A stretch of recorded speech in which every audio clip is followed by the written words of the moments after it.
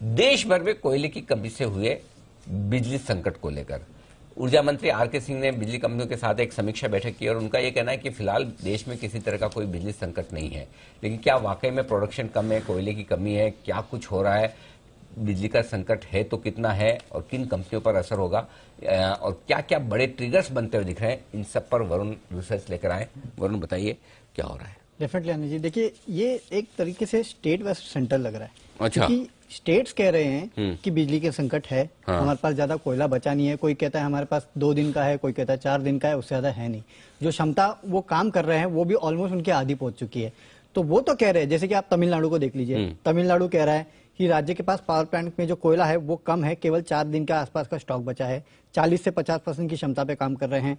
कर्नाटका कह रहा है कि हमने तो लोड शेडिंग ऑलरेडी शुरू कर दी है, 7500 मेगावाट के आसपास की बिजली की डिमांड है, हम प्रोड्यूस कर पा रहे 4500 से 5000 मेगावाट के आसपास। तो ये उनकी दिक्कतें हैं।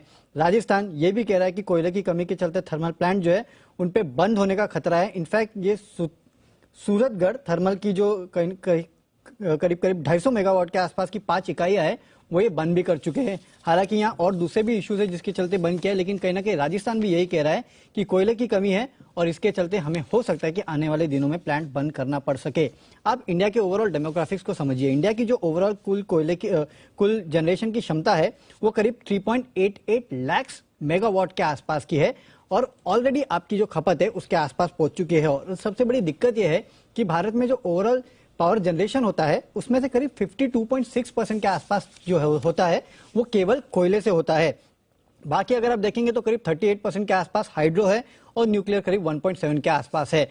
तो ये एक सबसे बड़ी दिक्कत की बात है। और कोयले के जिस तरह से दाम बढ़ रहे हैं और लगातार कोयले की कमी हो रही है उसके चलते कहीं ना कहीं पावर की दिक्कतें हो रही है।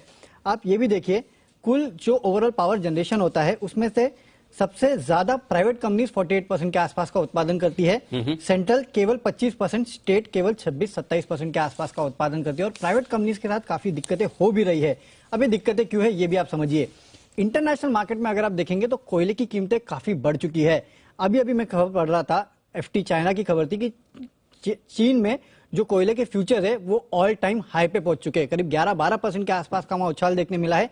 तो ये एक दिक्कत है प्राइवेट कंपनीज को हो रही है कि जो इंपोर्ट करती थी कोयला वो इंपोर्ट नहीं कर पा रहे, इसके लिए वहां से दिक्कतें आ रही है। और देश में जो कोयले की खपत है वो वैसे भी बढ़ गई है, बिजली की डिमांड बढ़ गई है, इसके लिए दिक्कतें आ रही है। सरकार नो डाउट कह रही है कि कंपनियों के पास 72 लाख टन के आसपास का कोयला है, यानी कि 4 दिन के आसपास का स्टॉक है, और कोल इंडिया के पास 400 लाख टन के आसपास का कोयला उपलब्ध है। लेकिन स्टेट्स कह रहे हैं कि हमारे पास नहीं है, 2 से 4 दिन के आसपास का ही कोयला है। ये दिक्कत की बात है। अब फायदे में कोई रहेगी, इसमें सबसे बड़ा फायदा किसी को होगा तो वो बिजली ट्रेडिंग कंपनीज आईएक्स, जो कि ऑलरेडी 12-13% का, और मेरे ख्याल से आपने फ्राइडे को कहा भी था स्टॉक में खरीदारी की सलाह दी थी। सबसे बड़ा बेनिफिशियरी तो वो होगा। पीटीसी इंडिया लाने वाला है एक्सचेंज, तो उनको भी फायदा आगे जाके होगा, अभी तो कुछ होना नहीं। परसों आप खबर बता रहे थे फ्राइडे को, उसकी पायलट टेस्टिंग हो चुकी है शुरुआत, और वो पायलट टेस्टिंग एमएसटीसी कर रहा है। जो जो आईएक्स पे जो होना है, बेसिकली मामला ऐसा है कि जो भी सरकारी कंपनियां हैं अब 2022 अप्रैल 2022 के बाद पावर परचेज एग्रीमेंट नहीं होंगे, जो लॉन्ग टर्म के लिए होते थे कि हम इसी भाव पे आपको लाइफ लॉन्ग इतने साल तक पावर बेचते रहेंगे। वो एक बार आपको समझना जरूरी कि क्या बदलने वाला है। तो 1 अप्रैल से बदलेगा ये कि कंपनियां किसी भी स्टेट इलेक्ट्रिसिटी बोर्ड के साथ परमानेंट पावर परचेज एग्रीमेंट नहीं करेंगी। ठीक है, पहली चीज। अब आपको पावर वहीं स्पॉट में खरीदना होगा या फ्यूचर्स में खरीदना होगा। जो कुछ स्पॉट में खरीदना होगा उसके लिए जो सरकारी कंपनियां हैं उनको 80% अपना पावर एमएसटीसी पे ट्रेड करना है, और बाकी 20% वो किसी भी एक्सचेंज पे कर सकते हैं। जो खरीदना चाहते हैं वो कहीं भी खरीद सकते हैं।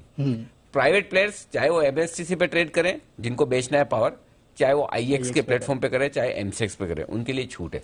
लेकिन सरकारी कंपनियों को इसलिए इस लिहाज से आईएक्स के साथ साथ एमएसटीसी, और इसीलिए इनका जो पायलट रन है वो एमएसटीसी शुरुआत कर चुकी है। तो इसलिए आपको याद होगा मैं उस दिन भी ये बोल रहा था कि एमएसटीसी के लिए ज्यादा बड़ी बात है। नो डाउट आईएक्स के लिए ये बड़ी बात है कि अगले 3-5 सालों में बिजनेस बहुत बढ़ेगा, लेकिन एकदम शॉर्ट टर्म ट्रिगर के लिहाज से आप देखेंगे तो एमएसटीसी के लिए बड़ी बात है। राइट, ये बात तो सही है। हाँ, क्योंकि अगर 80% बिजनेस पावर ट्रेडिंग का एमएसटीसी पे जाने वाला है, 20% आईएक्स पर है। अब तक की जो मेरी स्टडी है उसके हिसाब से ये एनीवे। लेकिन एक और इंटरेस्टिंग चीज जो आपने की वो कोल इंडिया के लिए बहुत बढ़िया खबर है, क्योंकि डिमांड तो है ही, लेकिन अंतरराष्ट्रीय बाजारों में कोयले के दाम ऑलमोस्ट लाइफ हाई पर है शंघाई में।